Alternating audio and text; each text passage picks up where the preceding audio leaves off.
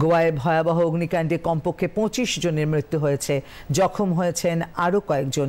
জানা গিয়েছে, উত্তর গোয়ার আরপোড়ায় গতরাতে একটি নৈশ ক্লাবে আগুন লাগে। খবর পেয়ে ঘটনাস্থলে যায় দমকল বাহিনী।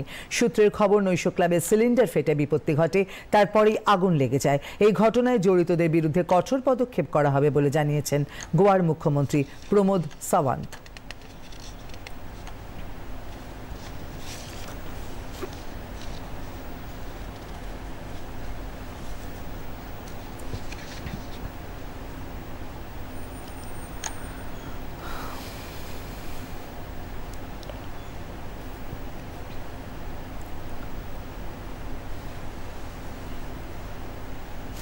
ऑल टुगेदर 23 लोगों की डेथ हो चुकी है। जिनकी डेथ हो चुकी है उनके प्रति संवेदना मैं व्यक्त करता हूँ।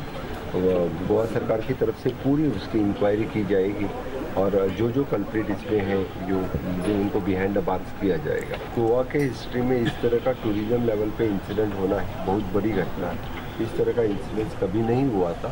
तो इस तरह की फायर सेफ्टी और tragedy this is the first time at least 10-20 साल में तो पहला इंसिडेंट है। इतनी बड़ा इंसिडेंट कभी नहीं हुआ था।